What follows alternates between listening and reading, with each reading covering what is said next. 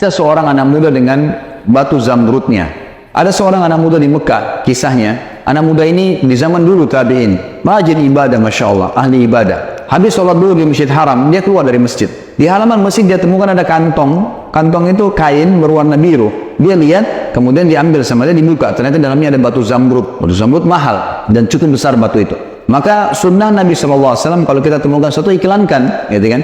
Kalau sudah diiklankan setahun tidak ada yang ngaku, baru bisa jadi hak milik kita.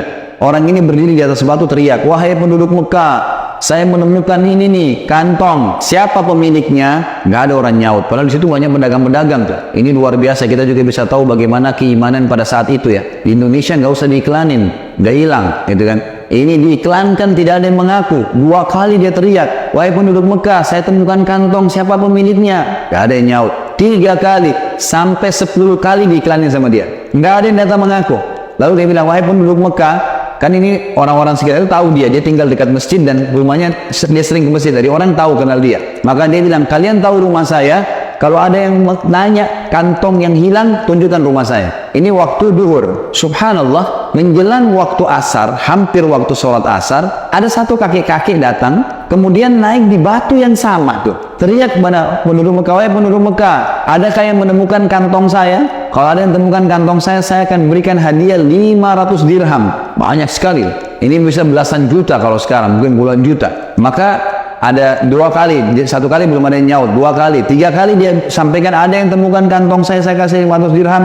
Nggak ada yang mengaku, sampai ada yang datang. Satu pedagang bilang, tadi waktu habis sholat duhur, ada si fulan, penduduk Mekah ini mengaku mengiklankan berapa kali temuin kantong. Rumahnya di sana, silakan Anda ke sana. Pergilah dia ke sana. Pas tiba ke sana, diketuk rumahnya, lalu dia salaman sama anak muda itu, lalu dia tanya, apa kau temukan kantong? Anak muda bilang, iya. Anak muda ini juga jeli, dia tanya, apa ciri-cirinya? Katalah, orang tua itu kantongnya begini, batunya begini. Setelah itu ternyata betul. Anak muda ini nggak tahu nih kalau dijanjikan 500 dirham. Dia kasih, ini silahkan.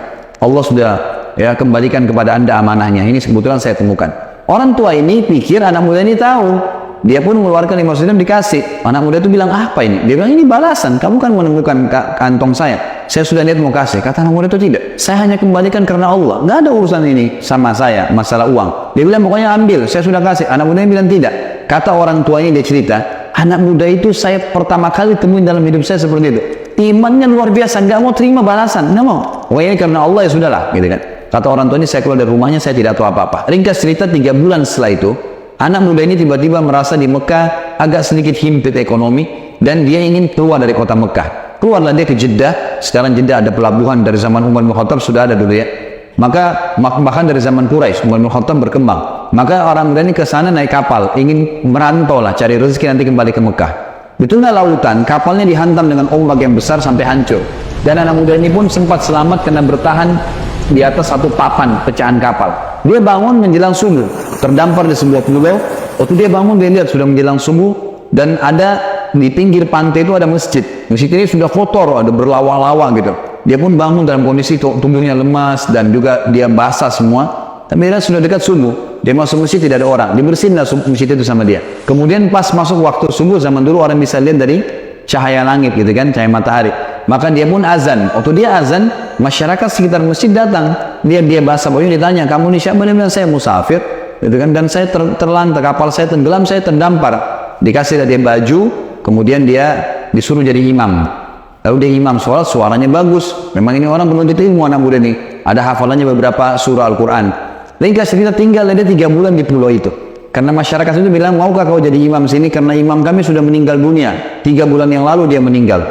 Tapi baiklah, saya tinggal di sini, tinggal. Setelah 3 bulan di situ, masyarakat kampung itu bilang, wahai anak muda, kami merasa cocok dengan kamu. Kami ingin menikahkan kamu sama anak gadis di kampung ini. Kamu mau nggak? Dia bilang, ya boleh, nggak apa-apa. Lalu dipanggillah anak perempuan yang menurut masyarakat kampung itu yang paling terbaik.